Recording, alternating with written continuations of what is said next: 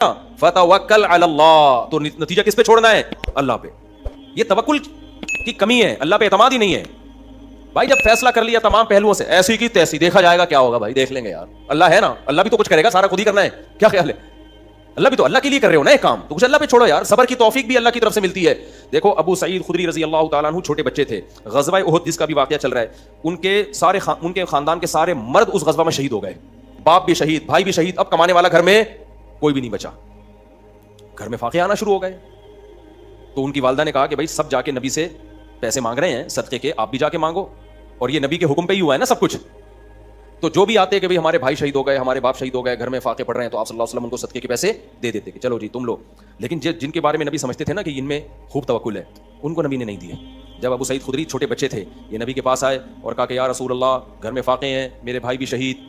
یار دیکھو جس لیڈر کے کہنے پہ شہید ہوئے ہیں, اگر آج کسی کے کہنے پر آپ کا باپ آپ کا بھائی شہید ہو جائے اور آپ اس کے پاس جاؤ اور پیسے مانگو, اور وہ جواب میں یہ کہے جو نبی نے کہا, میں یتصبر یصبرہ اللہ, جو اللہ سے صبر مانگتا ہے اللہ اس کو صبر دیتا ہے. میں یستعفف یعفہ اللہ, جو مخلوق کے سامنے ہاتھ نہیں پھیلانا چاہتا, یعنی میں بھی اللہ کی مخلوق ہوں, جو چاہتا ہے کہ میرے ہاتھ صرف اللہ کے سامنے اٹھیں تو اللہ اس کا خیال کرتا ہے, وہ مخلوق کے سامنے اس کو ہاتھ پھیلانے نہیں دیتا. یہ نہیں کہا کہ مت مانگو, صاف منع نہیں کیا, اشارہ کر دیا کہ ابو سعید تم پہ یہ چیز سوٹ نہیں کرتی, تو اونچے خاندان کے ہو, تمہارے اندر توکل ہے.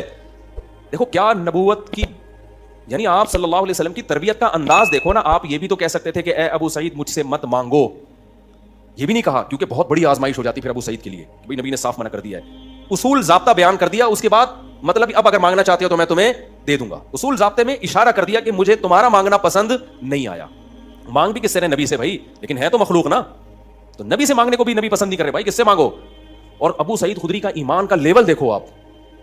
میں کہتا ہوں آج میرا کوئی لیڈر ہو جس کے لیے میں اپنا سب کچھ کٹا دوں, اور میں دیکھ رہا ہوں کہ وہ سب کو پیسے بھی دے رہا ہے اور مجھے ٹکا, یعنی ہمارے لحاظ سے وہ ٹکا سا جواب, ہم کم ظرف لوگ ہیں نا, ہمارے لحاظ سے وہ ہمیں جواب دے دے اور کہے کہ صبر کرو اللہ کھلائے گا, صبر کرو اللہ پلائے گا, تو میرے کیا جذبات ہوں گے؟ میں کہوں گا جاؤ بھائی آج سے آپ کی جماعت کو ہم نے چھوڑ دیا, سب کو دے رہے ہو, قربانی ہمارے گھر والوں نے سب سے زیادہ دی ہے, فاقے پڑ رہے ہیں, میری ایک ماں وہ بیوہ ہو گئی اور ہم یتیم ہو گئے, باپ بھی شہید, بھائی بھی شہید, کوئی بچا نہیں ہے, اور ہمیں مشورے اللہ سے مانگو, اللہ سے ہوتا ہے, اور ان کو بھی دے دیا, ان کو بھی دے دیا. لیکن ابو سعید خدری کا حوصلہ دیکھو یار, قربانیاں دے کے یہ حوصلہ, اور ایسے خدا کی قسم یہ نبوت کے نبی صلی اللہ علیہ وسلم کے نبی ہونے کی بہت بڑی دلیل ہے. یہ 100% کسی کی نبوت پہ یقین ہوتا ہے نا, تو پھر انسان اس موقع پر نصیحت پر عمل کرتا ہے کہ یہ جو کہہ رہے ہیں اپنی طرف سے نہیں بلکہ اللہ کی طرف سے. اتنی قربانیاں دینے کے بعد آپ مجھے بتاؤ, میں آپ سے قربانیاں دلواؤں اپنے کسی ویژن کا حصہ بنا کے, اور میں لوگوں کو پھر پیسے بھی بانٹ رہا ہوں, آپ میرے پاس آؤ, آپ کو میں صبر کی تلقین کروں, کیا گزرے گی آپ کے دل پہ نا, قیامت گزرے گی. لیکن ابو سعید خدری 10 سال کے تھے غالباً جب وہ آئے, تو نبی نے فرمایا میں استعفف یعفہ اللہ, جو صرف اللہ کے سامنے ہاتھ پھیلانا چاہتا ہے, کہ اپنے دامن کو, استعفاف کا مطلب اپنے دامن کو داغدار ہونے سے بچانا. الفاظ بھی دیکھو, پاک دامن کو عفیف کہتے ہیں. پاک دامن کا مطلب کیا بھائی, ہاتھ پھیلا لیا تو دامن کیا ہو گیا, داغدار, ساری زندگی کے لیے. اب اس دن تو مانگ رہا تھا نا, اتنی بڑی عیب ہے, اتنا بڑا عیب ہے کسی کے سامنے ہاتھ پھیلانا. اور آج ذرا سی بات پہ پلاٹ خریدنا ہے, پیسے دے دو, بچے کو میں نے امریکہ بھیجنا ہے, ادھر کھانے کو لوگوں کے روٹیاں نہیں ہیں, خدا کے بندو, اور تم ہری ہری سوج رہی ہے بچوں کو امریکہ بھیجنے کے لیے بھیک مانگ رہے ہو لوگوں سے. یار میں بتاتا ہوں واقعہ, ادھر ہی مسجد میں ایک صاحب آئے, بچوں کی اسکول کی فیسیں دینی ہیں تو پیسے نہیں ہوتے, آپ زکوٰۃ کے کچھ پیسے دے دیں. میں نے کہا میرے پاس تو نہیں ہے, مطلب آپ کو دینے کے لیے نہیں ہے. کہہ رہے میں کیا کروں پھر, تو میں نے کہا نہیں پڑھاؤ اسکول میں, اسکول میں نہیں پڑھاؤ. کہہ رہے ہیں بچہ اسکول میں نہیں پڑھے گا تو کیا کرے گا. میں نے کہا ٹماٹر بیچے گا. میں نے کہا جو پریکٹیکلی ٹماٹر بیچ رہا ہے, میں نے دینا تو میں اس کو دوں نا, کیا خیال ہے بھائی. ابھی تیرا تو امکان ہے کہ پتہ نہیں ٹماٹر بیچے گا بھی کہ نہیں بیچے گا, ہو سکتا ہے کل اللہ اسباب کے دروازے کھول دے. میں نے کہا بھائی وہ کوئی بیماری خطرناک آ گئی ہو, مر رہا ہو بندہ, یا خدا نخواستہ کوئی کھانے پینے کے لالے پڑے ہوئے ہوں تو سمجھ میں آتا ہے, ادروائز یہ نہیں آتا.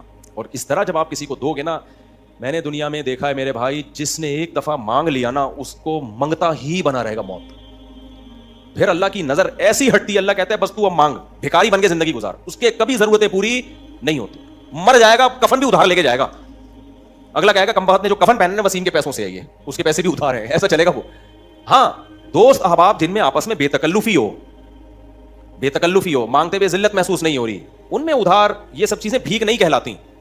یہ چیزیں بھیک بے تکلفی ہوتی ہے نا. جیسے آپ ہوٹل میں گئے, جیب میں پیسے نہیں آئے, یار تو دے دے یار, کل میں دے دوں. یہ چیزیں بھیک میں نہیں آتی ہیں. بھیک کا مطلب ہے آپ کو خود محسوس ہو رہا ہوتا ہے کہ میں کسی کے احسان کے نیچے دب رہا ہوں, احسان کے نیچے دب رہا ہوں. ہاں آپ مالدار ہیں, آپ کو پتا ہے ابھی میری سیلری نہیں آئی, اگلے مہینے آ جائے گی, تو اپنی جیسے کسی مالدار سے کہہ دینا یار تھوڑا پیسے دے دوں گا. اپنے دوست جس سے بے تکلفی ہو, وہ تو چلتا ہے سوسائٹی میں نا.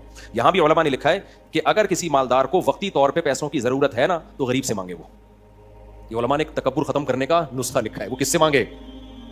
اس کو پتا ہے میں پیسے تو دے دوں گا, میری سیلری آتی ہے ہر مہینے, میرے لیے فار ایگزامپل 50,000 ہے, یہ دینا کوئی مشکل کام نہیں ہے. تو غریب سے مانگنے میں کیا ہوگا؟ اس غریب کی عزت آپ کی نظر میں بڑھ جائے گی. وہ غریب کا دل بھی باغ باغ ہو جائے گا, یار سیٹھ صاحب میرے سے کیا مانگ رہے ہیں, اور وہ غریب دے گا بھی خوشی خوشی خوشی خوشی. اس کو پتا ہے پیسے کہیں جانے والے ہیں ہی نہیں, اس کے لیے 50,000 اس کے پان گٹکوں کا خرچہ ہے 50,000. تو علماء نے لکھا, ہم نے مدرسے میں دیکھتے تھے کہ ہمارے مدرسے میں کچھ مالدار طلبہ تھے, بڑے مستغنی, کو کبھی ضرورت ہوتی غریب طلبہ سے مانگ رہے ہوتے تھے. تو غریب خوش خوش کے نا اپنی جیب خرچی بچا بچا کے کہہ رہا اچھا یار ہم سے لو, ہمارا کیا بنے گا ریلیشن. تو لیکن غریب کو چاہیے ایسا نہ ہو کوئی بھی سوٹ ٹائی میں آ کے پیسہ مانگے, آپ میرے بیان کی وجہ سے اس کو دے دو. کوئی بھروسہ نہیں ہے یہ اپنی ہو یا کسی سے ادھار لی ہوئی ہے, اس نے پتا ہو کہ واقعی کیا ہے یہ مالدار آدمی ہے, اس کے لیے 40-50,000 1,00,000 کی کوئی ویلیو ہے نہیں. باپ اور بھائی سے مانگنا, باپ اور بھائی سے مانگنا, بھائی وہ باپ سے بے تکلفی اور بھائی سے اگر بے تکلفی ہے تو پھر جیسے بے تکلفی والے معاملات, باپ تو باپ ہے نا, وہ تو ساری زندگی مانگتا ہی رہتا ہے انسان, اس سے مانگنے میں کوئی حرج نہیں ہے. لیکن اس کو اتھارٹی دو کہ چاہے تو پیسے دے چاہے تو تھپڑ دے, اس کی مرضی ہے. تو باپ سے مانگنے میں کوئی حرج نہیں ہے. یہ تو بے تک ماں ہے. ہمارے حضرت فرمایا کرتے تھے احسان پتہ ہے کس کا لینا ہے؟ باپ کا, ماں کا, اپنے کوئی پیر و مرشد ہو, مینٹور ہو آپ کا کوئی جس سے آپ ہدایت لیتے ہو, اور استاذ کا. یہ 4 افراد کے سوا کسی کے احسان کے نیچے نہیں آنا. وجہ اس کی ہے کہ ان کو اللہ نے محسن ویسے ہی بنا دیا ہے. ان کے سامنے فنٹر گیری, اچھا ہو گیا آپ نے سوال پوچھ لیا, ان کے سامنے تکبر نہیں کرنا ہے. ابا آپ کو پیسے دے رہے ہیں, لے بیٹا. ابا انسان وہی اچھا ہوتا ہے جو صرف کس کے سامنے ہاتھ پھیلائے؟ اللہ کے.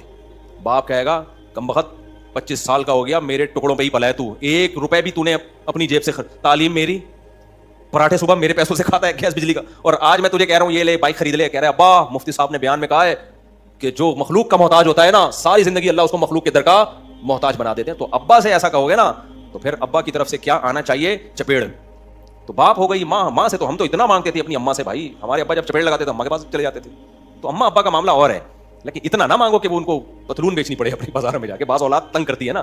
تو اچھا سوال پوچھ لیا آپ نے. تو جن سے جو بڑے رشتے ہوتے ہیں نا, باپ ماں, یہ تو ویسے ہی محسن ہیں.